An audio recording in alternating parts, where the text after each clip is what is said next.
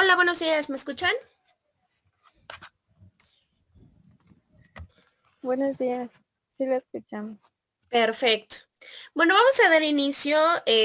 Si mal no recuerdo, tenían una tarea. Estábamos hablando acerca de las fuentes, fuentes reales o materiales, fuentes históricas, y yo les dejé precisamente que investigaran cuáles eran cada una. Bueno, ya vimos cuáles son, más bien que buscaran unos ejemplos, ¿sale?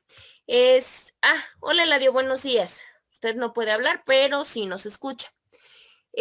Vamos a iniciar por orden, ¿les parece? Solamente una, la que ustedes elijan. Si ustedes me dicen fuente material o fuente real, la que ustedes elijan, solo díganme una. Bueno, ¿cuál es y de qué se trata? Vamos así como me aparecen en orden, Clara, Daniela, Eladio, igual si me gusta escribir, Jessica y Carla.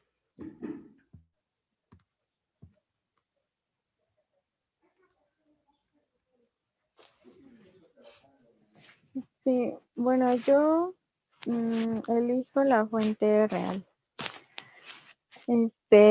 Bueno, yo encontré que son fuentes reales, mm, son todos los fenómenos naturales, sociales, que dan origen a la norma jurídica y que determinan el contenido de la misma. Tales fenómenos son el medio geográfico, el clima, las riquezas, las ideas políticas, morales, religiosas y jurídicas del pueblo.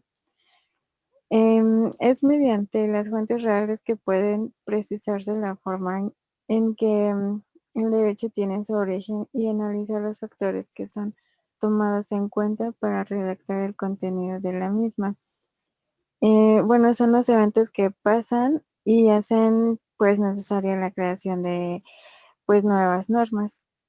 Y bueno, encontré que la aportación del derecho son las instituciones con facultad para crear normas jurídicas, como el poder legislativo, a través de los Cortes Generales y de los parlamentos o asambleas legislativas de las comunidades autónomas. Y bueno, en la Revolución Mexicana, que dio origen a los artículos 27, que es propiedad y la repartición de tierras, y el artículo 123, que es la petición al trabajador. Ok, perfecto. La explicación fue una excelente explicación. El ejemplo, bueno, fue el que ya habíamos comentado nosotros en sesión. Muchas gracias, Clara. ¿Quién Sí, sigue, por favor?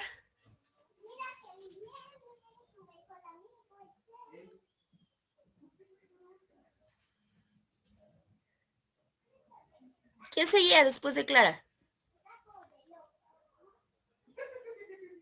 No sé si Jessica o Carla.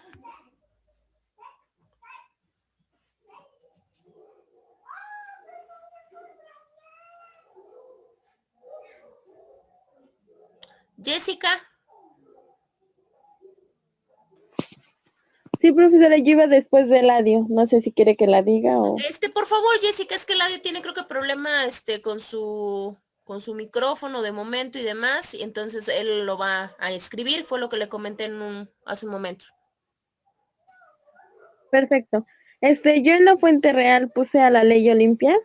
Le puse una que, bueno, pues, porque se impulsó esta iniciativa de ley y que reformó el Código Penal. Y la aportación al derecho es que se basa en el acceso de las mujeres a una vida sin violencia y que se reconozca la violencia digital como un tipo de delito. Perfecto.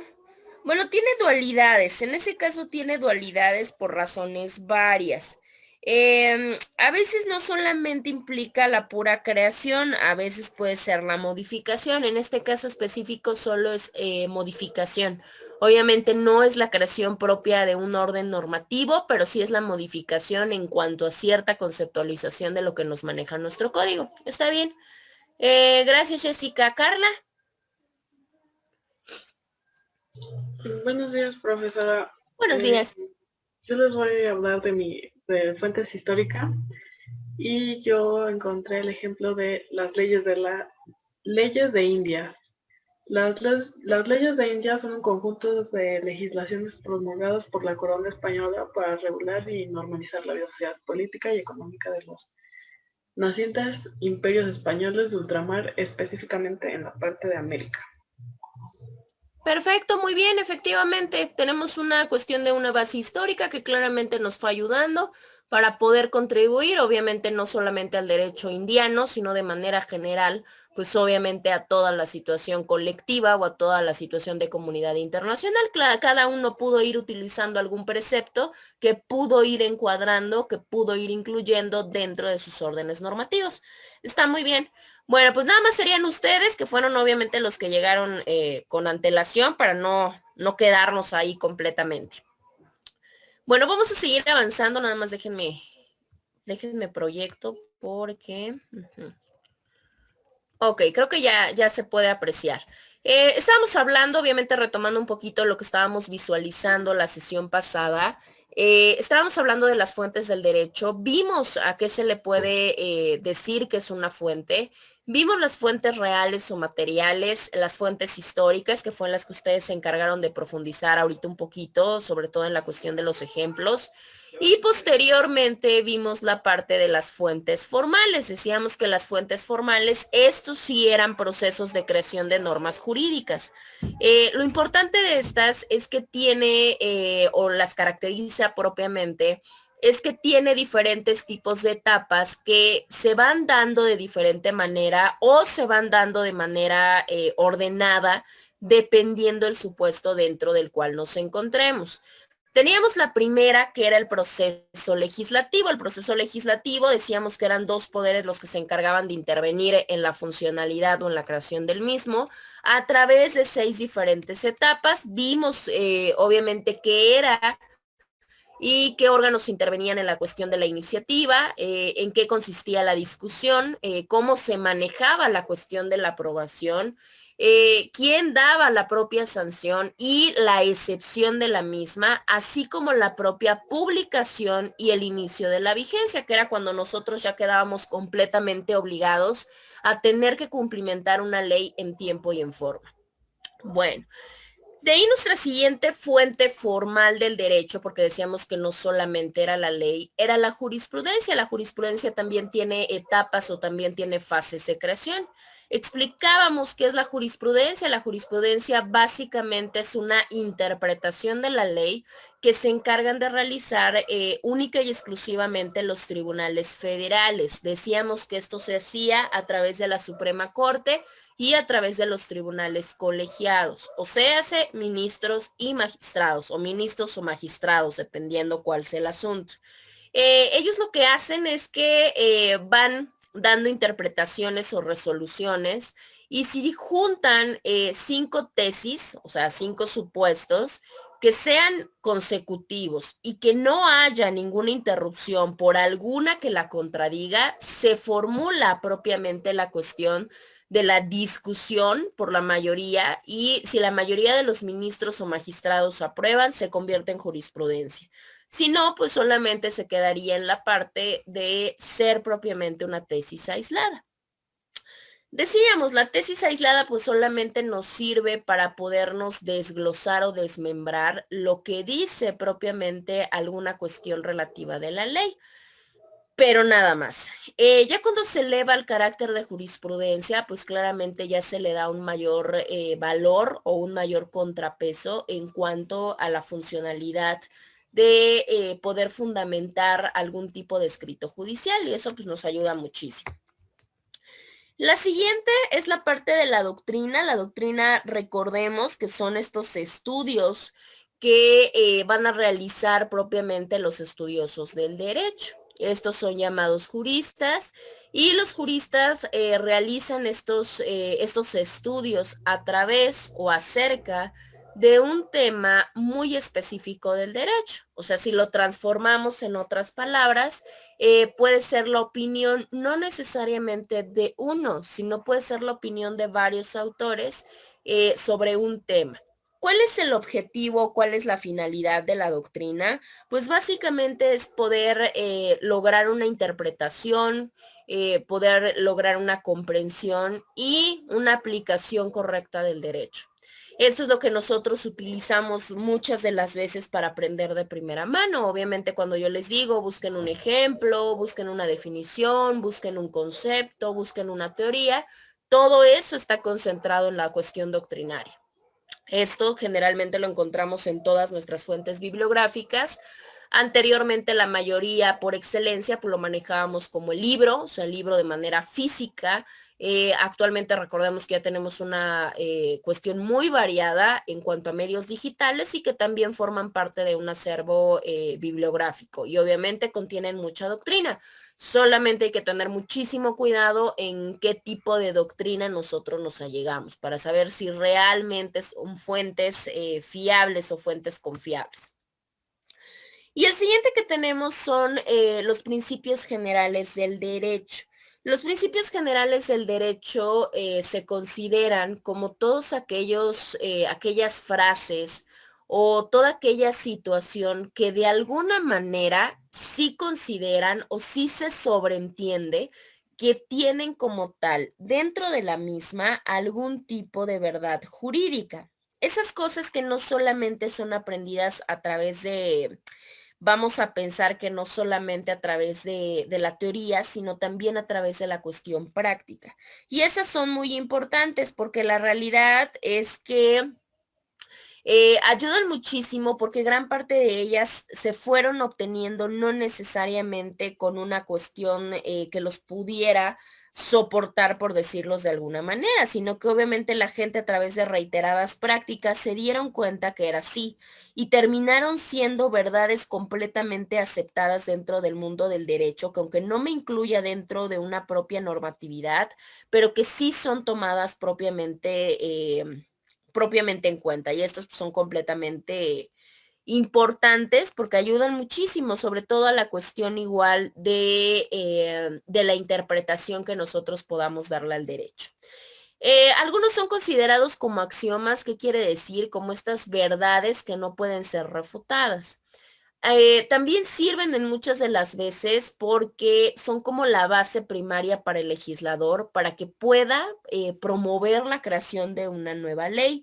Encontramos muchísimas, la realidad es que podemos encontrar varios, sobre todo dependiendo la cuestión de la materia y sobreentendiendo también la cuestión propia de qué es lo que nosotros quedamos dar a entender. Ahora, por poner un ejemplo de lo que son los principios generales del derecho. Hay uno, la mayoría de ellos son obtenidos del latín, entonces la mayoría se encuentran en latín. Sin embargo, pues ya se ha hecho la conversión al propio español, entonces uno por mencionarles, lo accesorio sigue la suerte de la principal. ¿Qué quiere decir esto? Que básicamente nosotros podemos tener figuras alternas o figuras secundarias, pero que siempre van a ir aparejados o que siempre su resolución va a depender de lo que de manera principal yo tenga. Si no, pues claramente no va a haber manera de poderlo hacer. Nos decía, también tenemos otro, el derecho nace del hecho, por ejemplo.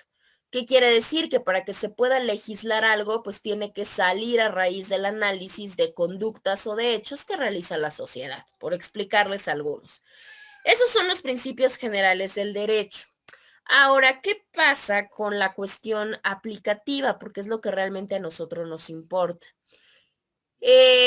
Recordemos que tenemos una cuestión de supremacía constitucional, de hecho eso lo encuentran en su 133 de la Constitución.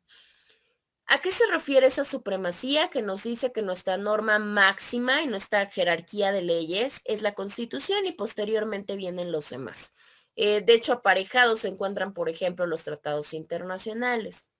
Entonces, como la primordial fuente que tenemos es la Constitución, tenemos siempre cualquier tema lo tocamos con referente o partiendo de ella. En este orden de ideas, en el artículo 14 constitucional nos dice que en los juicios civiles, o sea, en los de carácter civil, la sentencia definitiva, o sea, la sentencia que se encarga de estudiar no la forma, sino toda la cuestión del fondo, debe de ser forzosamente conforme a la letra o conforme a la interpretación que se le da a la ley. pero una interpretación no voluntaria, sino una interpretación jurídica. Pero si por alguna razón la resolución yo no la pudiera encontrar en la ley, ¿qué es lo que voy a hacer? No quiere decir que no pueda resolver el conflicto. Claro que lo voy a poder responder. Esto a través de los principios generales del derecho. Ahora, varias personas también dicen que estos principios generales del derecho tienen mucho que ver con la cuestión de la doctrina. ¿Por qué? Porque precisamente son construcciones que son realizadas por personas estudiosas del derecho o al final de cuentas algún tipo de concepto o algún tipo de idea que también son propuestos por la misma doctrina. La única diferencia es que se hace de un carácter más general, por eso se llaman principios generales, o sea que se dan en una estructura mucho más genérica y no profundizan tanto como una cuestión de doctrina, pero de ahí en fuera, si nos damos cuenta, son muy similares. Ahora, la concepción que nosotros podemos manejar acerca, porque recordemos que todo esto proviene a través de la cuestión del derecho romano que ustedes ya manejaron, solamente se puede tomar como una cuestión de antecedente o como una cuestión de importancia histórica, porque la realidad es que han servido para ir interpretando los preceptos, pero al final de cuentas ese es su origen.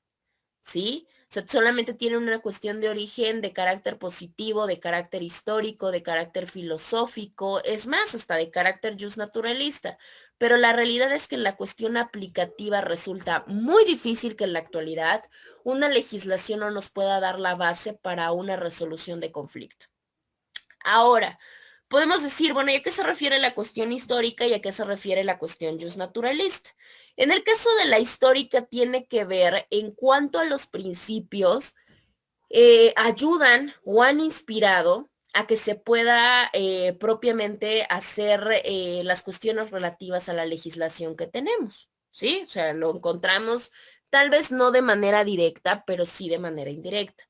Y en el caso de lo justnaturalista tiene que ver a que la cuestión de las verdades jurídicas universales, o sea, los principios generales, parten de una cuestión filosófica y al final de cuentas nos manejan mucho cómo se va cambiando la parte de los elementos que se van modificando siempre en el derecho. No es una cuestión estática, o sea, una norma no se queda estática y va a funcionar por siempre, lo hemos visto, por eso un sinfín de creación de normas, un sinfín de adhesiones, un sinfín de derogaciones, de modificaciones, de reformas, etcétera, porque obviamente tenemos una parte constante que viene a través de una cuestión filosófica como lo manejamos anteriormente, la ética, la moral, toda esta cuestión interna que tenemos, pues nos genera un cierto cambio de conciencia y un cierto cambio de conductas.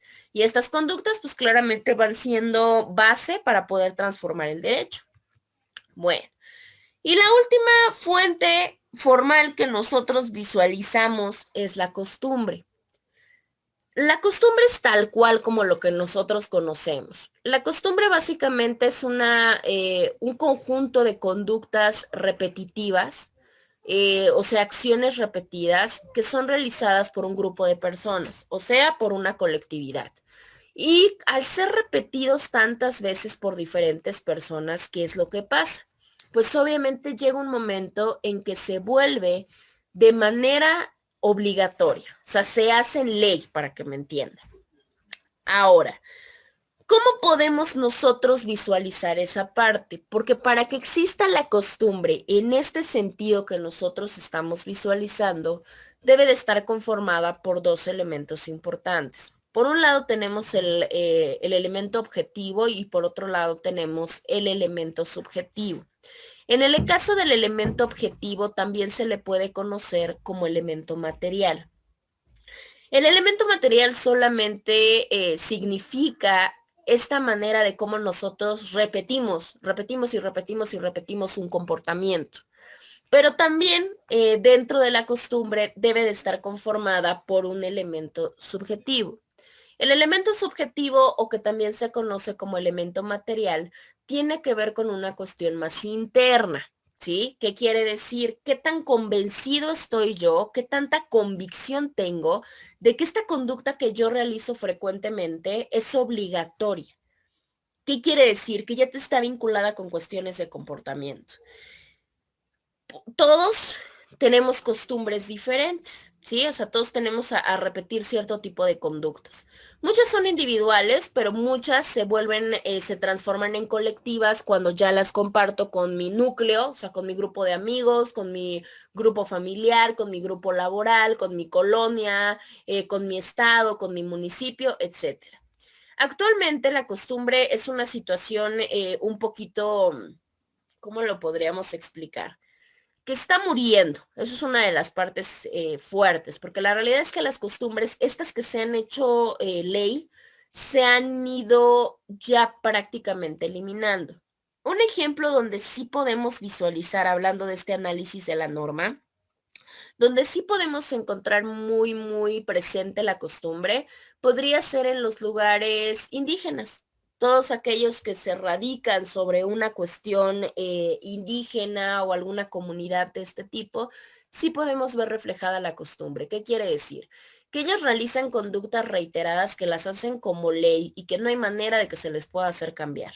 Y que la ley verdaderamente ha tenido la obligación de tener que, para que estos grupos se preserven y para que estos grupos se mantengan, respetan sus costumbres. Siempre y cuando no contrareen la ley, no hay ningún problema. Pueden ustedes como colectividad, como grupo, como comunidad, seguir realizando estas costumbres que los consideran ustedes jurídicamente obligatorias. Con esto nosotros estaríamos cerrando nuestro tema de las fuentes del derecho. ¿Hasta acá tienen ustedes alguna duda o algún comentario o alguna situación antes de seguir avanzando claramente?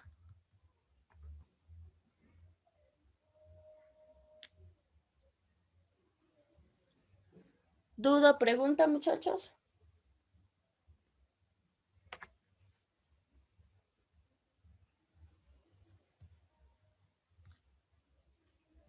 No, profa, todo bien.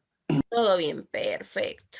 Bueno, entonces si no hay duda con esa parte, ya pasaríamos nosotros con nuestro siguiente tema. Nuestro siguiente tema es acerca de las acepciones del derecho. Así, no excepciones, acepciones del derecho. ¿A qué se refiere esta parte de las acepciones del derecho? Bueno, antes de pasar a cuáles son, pues a ver de qué se tratan. ¿A qué se refieren las, o les suena a ustedes la palabra acepciones?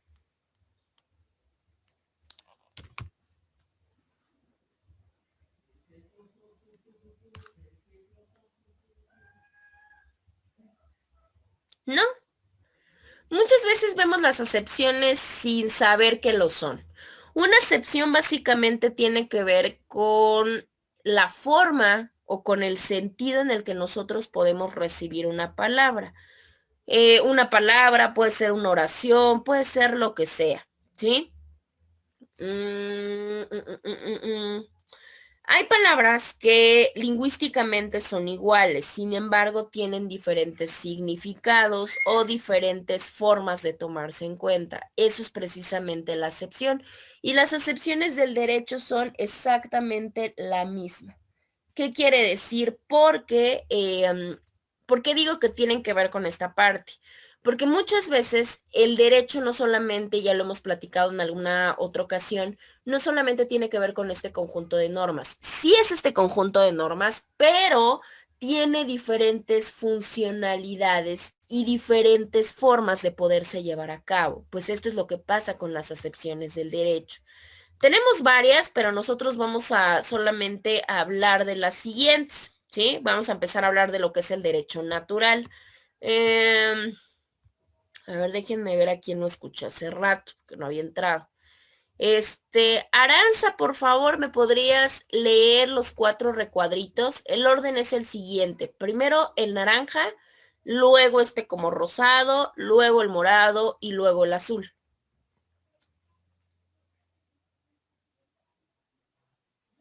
Sí, profe.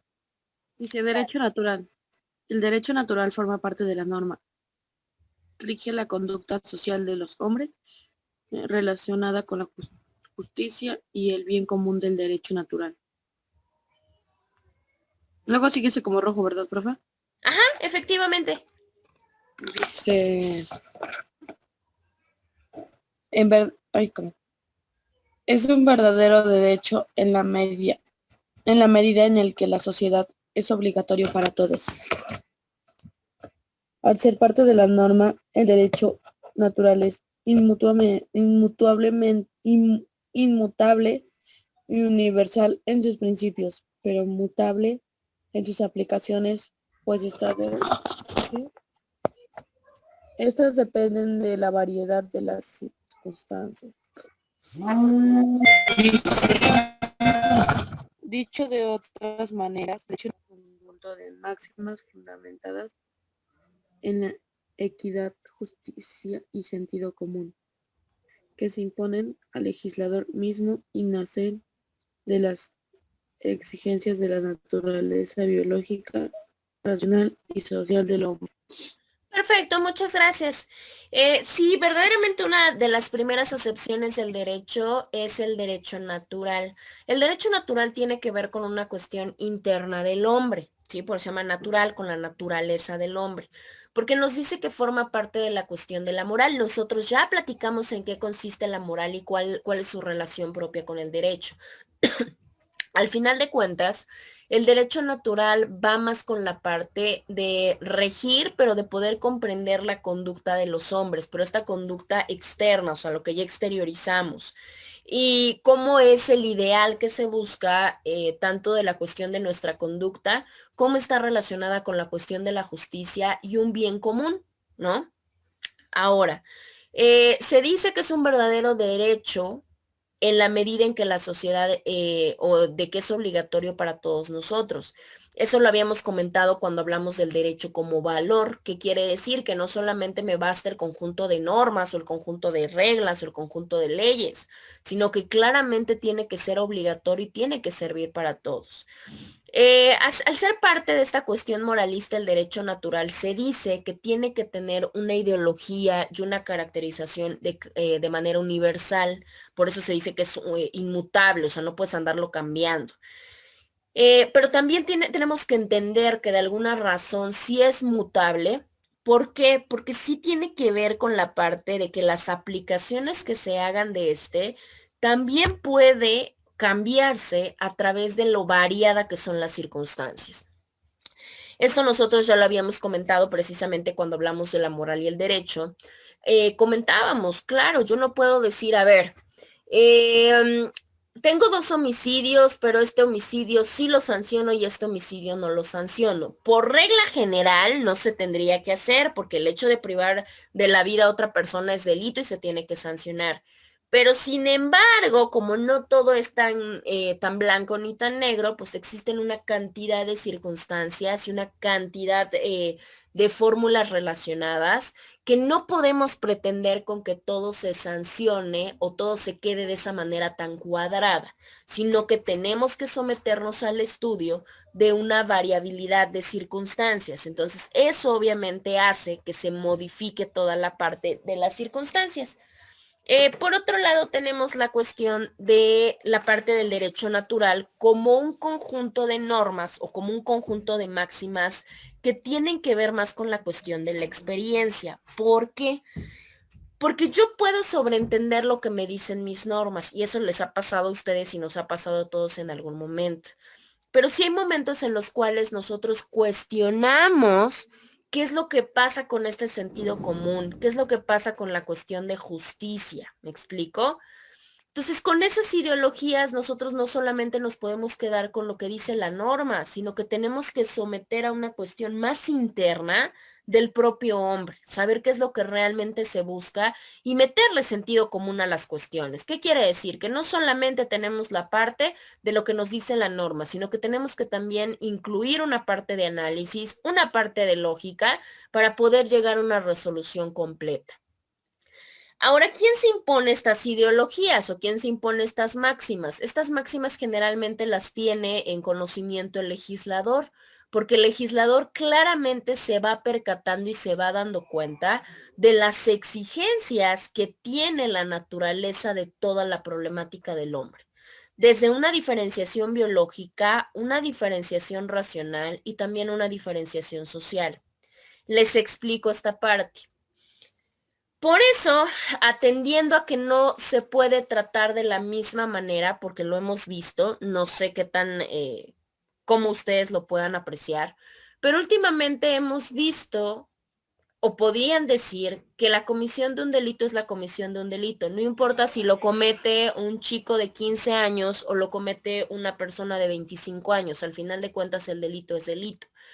Sin embargo, al tener que ver estas cuestiones de naturaleza biológica, de qué tan desarrollada está la cuestión racional y social de las personas, ¿qué es lo que se tuvo que hacer? Se tuvo que hacer un sistema específico y especializado de justicia para adolescentes y se tuvo que hacer otro completamente diferente para una cuestión de justicia para personas mayores o para personas adultas. ¿Qué tan benéfico ha sido eso? Bueno, pues aquí tenemos una seria problemática que tendríamos que someter a un análisis todavía más exhaustivo. ¿Por qué? Porque hemos visto que actualmente cuántas personas menores de edad han sido utilizadas para la comisión de delitos, bajo este supuesto de que no pueden ser penalizadas. Muchísimas. Entonces llega un momento en que claramente el derecho sobre la parte de derecho natural ha dicho, bueno, es que yo tengo que, como no están maduros racionalmente y como biológicamente todavía no alcanzan esta parte, yo tengo que hacer un orden normativo diferente, porque estoy atendiendo la parte de la cuestión moral de las personas, que no puede recibir la misma pena un adulto que un chico, por ejemplo. ¿Qué tan bueno y qué tan malo? Bueno, pues los resultados creo que los hemos ido viendo a través de los tiempos. Eso por un lado, por ponerles otro ejemplo. Las máximas que ha utilizado el legislador que han tenido que ver con esta parte de visualizar cómo está la diferenciación biológica, racional y social del hombre, la cuestión de las legislaciones especializadas de violencia contra la mujer, por ponerles un ejemplo. ¿Qué quiere decir? Que los legisladores bajo esta parte de derecho natural, bajo esas máximas de justicia, de equidad, se han percatado que nos guste o no nos guste, la violencia contra la mujer se ha visto incrementada en muchos sentidos. Muchas personas, bueno, sobreentienden la cuestión de, bueno, pero ¿por qué si los hombres también son maltratados y golpeados? Sí, por supuesto, eso nadie ha dicho que no. La diferenciación es que estadísticamente y numéricamente, de acuerdo a las fundamentaciones que se tiene, pues en la mujer ha recaído en una parte mucho más visible y en una parte mucho más altamente numérica. ¿Qué es lo que pasa con los feminicidios? ¿Qué quiere decir? ¿Mueren hombres? Claro que mueren hombres. ¿A los hombres los han llegado a matar? Por supuesto que sí, nadie se aleja de esa parte. Sin embargo, numéricamente sí se ha visto una violencia incrementada en contra de la mujer. A pesar de todas las cuestiones garantistas y herramientas que se tienen actualmente. Y desgraciadamente la mayoría de perpetradores son varones, y eso no lo digo yo, lo dice la estadística. Si ustedes van, bueno, si van y preguntan, no creo que les digan, pero más adelante que tengan esta facilidad, las propias autoridades les pueden decir, por supuesto, la mayoría de víctimas son mujeres y la mayoría de victimarios son varones. Por cuestiones varias, ustedes pueden poner la explicación que sea porque hay muchas teorías, pero así es. Entonces, ¿qué pasa? Pues obviamente no solo basta con tener una parte estructural de derecho, o sea, no solamente basta el conjunto de normas, hay que meterle también una parte, por lo menos así lo ve el derecho natural, en cuanto a máximas o en cuanto a ideologías que busquen la equidad, la justicia y el sentido común. Y que obviamente podamos atender a supuestos específicos como la naturaleza biológica, racional y social del hombre. A ver. Ok. El siguiente que tenemos es el derecho positivo. El derecho positivo es otra acepción que tiene propiamente el derecho. El derecho positivo nos dice que son todas aquellas, o todo aquel conjunto de reglas o todo aquel conjunto de normas, pero que se encuentran en vigor, ¿sí? O sea, que están vigentes, tanto en un lugar como en una época determinada. Por eso se llama derecho positivo, ¿sí? Yo no puedo tener solamente un conjunto de normas, pero que fue del año 1920 y que fue reformado o abrogado por otro en 1950. Entonces el de 1920 no es derecho positivo. ¿Por qué? Porque no se encuentra vigente, ¿sí? Ya no rige en un lugar determinado, ni mucho menos, o sí en una época determinada, pero que ya pasó. Por otro lado, tenemos la cuestión del derecho objetivo. El derecho objetivo se dice que es todo este conjunto de normas, pero todo este conjunto de normas que nosotros encontramos materializado o que encontramos dentro de nuestros códigos, ¿sí?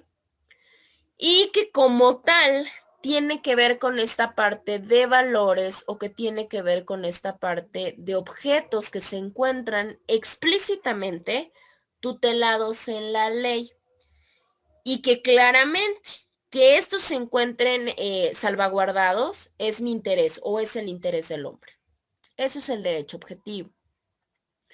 Ahora, este conjunto de normas del que hablamos del derecho objetivo, cabe mencionar que son normas de carácter imperativo atributivas. ¿Qué quiere decir? Que tanto me imponen deberes, pero también me conceden derechos o facultades, ¿sí? Esto siempre y cuando dentro de una determinada esfera, ¿no? Dentro de un determinado círculo. Ahora, los preceptos obviamente tienen esta característica importante y dicen que siempre frente a la persona que está obligado existe propiamente una norma, ¿sí? Y obviamente, aparte de que exista la norma, va a existir alguien, o sea, otro ente, otra persona, que tenga la facultad de poderme exigir el cumplimiento. Es una de las características del derecho objetivo. No solamente el conjunto de normas, no solamente el conjunto que me dé derechos y que me imponga obligaciones, sino también que va a existir alguien, una norma que me obligue y también alguien que me haga cumplir la norma por si no lo llego a hacer por voluntad propia. Ok, el siguiente contrario sensu es el derecho subjetivo, ¿sí? A ver, déjenme ver quién, aquí no he escuchado el día de hoy. Daniela, buenos días. Buenos días. Daniela, ¿me podría hacer el favor solamente de leerme el primero y segundo circulito, que son los azules? Derecho subjetivo Y este azulito, este que viene abajo. Ok, sí. Derecho subjetivo. Conjunto de facultades reconocidas a los individuos por la ley para realizar determinados actos en satisfacción de sus propios intereses. Para Edgar Peniche López, el derecho subjetivo es la facultad que tiene el sujeto activo de exigir el cumplimiento de la norma jurídica, es decir, el proceso atribuye su contenido a un titular denominado derecho ambiente, quien tiene el reconocimiento suficiente para obtener del obligado la satisfacción que corre a cargo del último. Ok, muchas gracias. En el caso del derecho subjetivo, nos dice que también es un conjunto de normas, o más bien un conjunto de facultades que son reconocidas a todos nosotros, obviamente por la ley, o sea, ya las vemos materializadas, ¿sí? ¿Para qué sirven estas? Nos sirven claramente para poder de cierta manera realizar actos que satisfagan nuestros intereses, ¿sí? Nos habla de la propia definición del autor Penich. Él también lo ve como una facultad que tienen los sujetos activos de poder exigir el propio cumplimiento de la norma. Básicamente también es un precepto que tiene que ver con una cuestión del reconocimiento para poder obtener algo del obligado. Si nosotros lo ponemos en otras palabras, el derecho objetivo es lo que nosotros encontramos propiamente incluido dentro de nuestra norma. O sea, todo lo que ustedes abren un código van a encontrar o todo lo que ustedes se encuentren va a ser una parte de derecho objetivo, porque al final de cuentas se encuentra dentro de la parte de lo que nosotros estamos visualizando. Sin embargo, en el caso de los derechos subjetivos, es algo que ya viene aparejado, que aunque no se enuncie, se presume para que nosotros podamos entenderlo, ¿sí? Y con eso, pues claramente no solamente va aparejada la parte de lo que yo pueda solicitar, sino de lo que claramente también me puedan exigir, porque muchas de las veces no tiene solamente que ver con un cumplimiento, sino con una parte de querer y exigir siempre alguna cuestión de cualquier persona que la tenga. O sea, yo puedo acudir contra la autoridad jurisdiccional para que me cumpla, por supuesto que sí. No basta solamente con que lo tenga en la norma, sino que tengo que acudir materialmente a exigir. Y el otro que tenemos es el derecho público. ¿Quién me falta? Brian, por favor, ¿me puede leer derecho público? Viene acá y el último es este verdecito.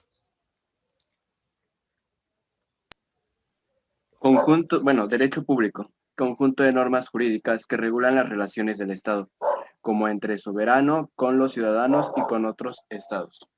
Efectivamente, muchas gracias. En el caso del derecho público regula todas las relaciones que existen, pero entre la cuestión del Estado y los particulares, ¿sí? Por eso, precisamente, tenemos una dinámica de clasificación que ustedes ya han de haber visto en algún momento, en la cual nos dice que el derecho público regula la relación entre el Estado y los particulares, pero no solamente nos dice eso, sino que por eso a partir de ahí se hace una clasificación de las ramas del derecho que podemos incluir dentro del derecho público y dentro del derecho privado. Por ponerles ejemplos, en el caso del derecho público podemos encontrar el derecho penal, el derecho procesal, el constitucional, el internacional público, el financiero, por mencionarles algunos.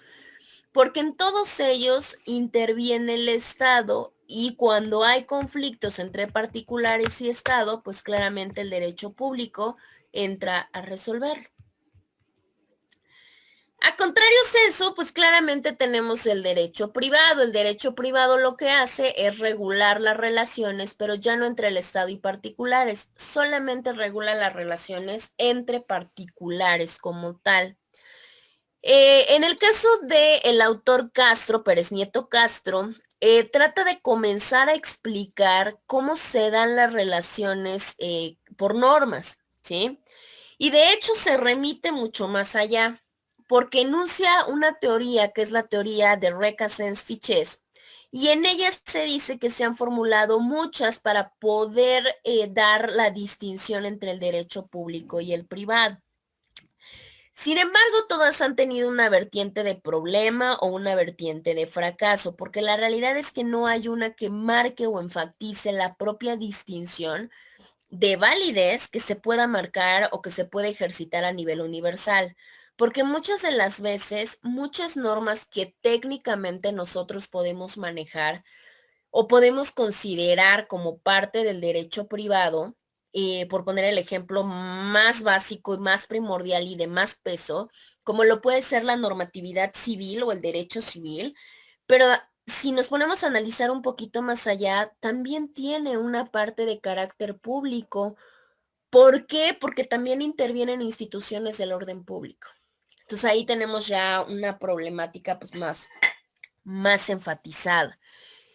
Lo que sí es un hecho es que entre lo público y lo privado, además de que carezca de fundamento, mucha de la doctrina actual moderna, o sea, de la moderna, han tratado de descalificar un poquito la dualidad, de que hay un derecho privado y hay un derecho público, porque pues han visto que muchos de ellos tienen que interrelacionarse para poderse obviamente llevar a cabo. Entonces, muchas de las veces, más allá de la práctica, la diferenciación entre derecho público y derecho privado se ha visto más en la cuestión de aprendizaje o en la cuestión de metodología de aprendizaje para finalidades pedagógicas, o sea, para que se nos facilite el estudio, pero ya no en una cuestión aplicativa. Recuerden, como ramas del derecho privado, de manera primordial encontramos el civil, pero también pueden encontrar el mercantil, el internacional privado, el laboral, por ejemplo. Pero si se dan cuenta, todos ellos verdaderamente tienen la participación o tienen la situación de poder combinar la intervención del Estado.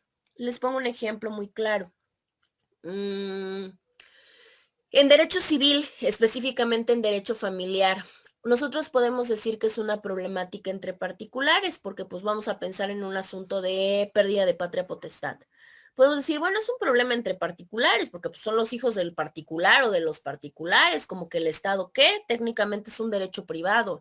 Sí, pero recuerden que en esa parte, en ese procedimiento, cuando se habla de pérdida de patria potestad, en la cual no hay alguien designado por ley que pueda solicitarla, claramente se tiene que hacer el procedimiento para el desarrollo integral de la familia, o sea, hace el DIF.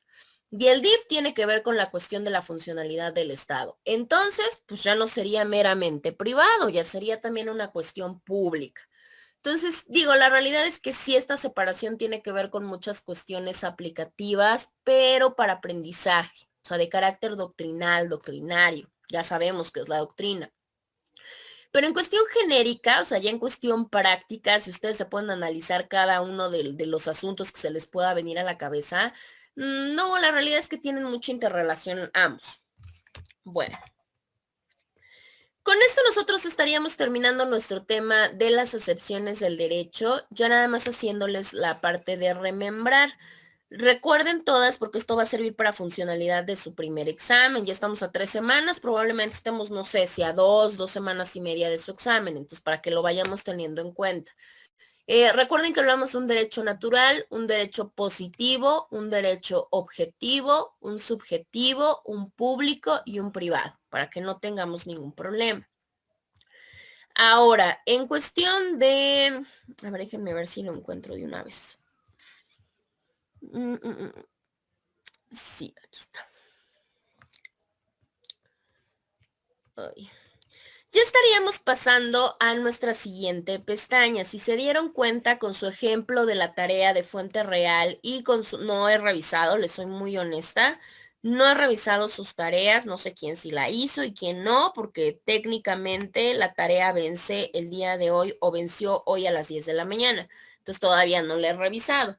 Pero con esa tarea de los ejemplos de fuente real y fuente histórica estaríamos cumplimentando nuestra primera pestaña. Ahorita ya vamos a empezar a trabajar nuestra siguiente pestaña. La realidad es que nuestra siguiente pestaña está muy chiquita. Solamente van a encargarse de hacer de aquí para el miércoles la tarea de proceso legislativo. La tarea de proceso legislativo nosotros ya lo vimos de manera peculiar porque ya investigamos, ya yo les comenté todas las fases y en qué consiste cada una. Solamente van a hacer una búsqueda externa del proceso legislativo, ¿sí? No importa si lo quieren hacer en manera de infografía, de mapa conceptual, de cuadro, de lo que ustedes quieran, solo para reafirmar las etapas del proceso legislativo. ¿Por qué reafirmarlas? Porque obviamente ingresa dentro de los temas que probablemente toquemos en examen. Entonces, qué mejor que pues, puede estar lo más claro posible. Y nuestra siguiente pestaña es la de acepciones precisamente de la palabra derecho, ¿sí? En esta parte de las acepciones de la palabra derecho van a encontrar otra tarea que también es para el día miércoles, pero es una muy sencilla en donde solamente tienen que realizar una lectura de cuáles son las acepciones de la palabra derecho. Van a hacer una especie de listado, ¿sí? ¿Qué quiere decir? Pues yo ya vi que es derecho objetivo, subjetivo, privado, público. Si en la lectura ustedes encuentran otro, obviamente lo anexarían propiamente este listado que vemos si retomamos solo a manera de lluvia de ideas el día miércoles o nada más. Eso sería por un lado. Posteriormente ya tienen la cuestión de la clasificación de normas jurídicas. Eso no lo van a hacer todavía, eso lo vamos a dejar para la siguiente semana. Entonces nada más harían esas dos partes. Y recordarles que vamos a entrar, ya les había comentado que vamos a entrar a la dinámica, obviamente como estamos en la parte de análisis, vamos a entrar a la práctica de la actividad de su noticia. Pues, obviamente para recordarles y la traigan obviamente ya lo más delimitada posible para ver si nos vamos turnando para que todos podamos ir pasando o vemos si nos da el tiempo, si son notas, yo les decía, traten de que sean en 2 minutos ustedes culminen para darle el tiempo a los demás a que puedan participar. ¿Sale? Bueno.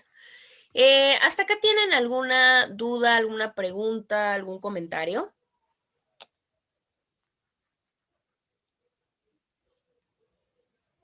Una prueba. ¿No? No, maestra.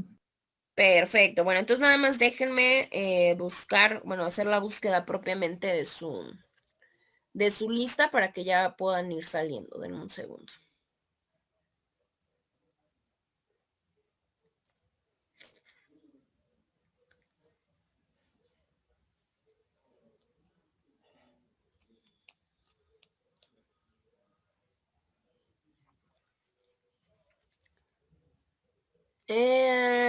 Muñoz López, Brian. Presente. Gracias. Caro de Jesús, Jessica. Presente, buenos días. Buenos días. Carrillo Salmerón, Ángeles.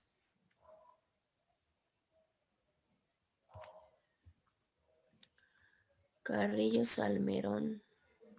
Espérenme tantito. No, no está. Castolo López, Carla. Presente. Perfecto. Fernández Cuautengos, Daniela. Presente. Gracias. Jiménez Domínguez, Eladio. Bueno. López Sánchez, Clara. Presente. Suárez Fuentes Aranza del Carmen.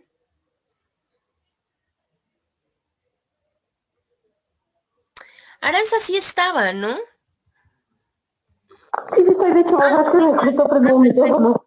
Ya. Dije, caray, yo la vi, la escuché aparte. Okay. Sí, Aranza, no te preocupes. Y Tlacomulco de Jesús, Olivia. Olivia no está. Que nada más faltó Ángeles Michel y Olivia Abigail. Entonces, en un segundo, ya. Perfecto. Bueno, entonces si no tenemos ninguna duda, ninguna pregunta ni nada, bueno, pues ya los dejo salir y ya nos estaríamos escuchando la siguiente sesión, que es obviamente el día miércoles. Cuídense mucho y que tengan bonito inicio de semana. Gracias, igualmente. Gracias, hasta luego. Gracias, igualmente. Gracias, adiós. Gracias, profe. Hasta luego, bonito día. Gracias igualmente.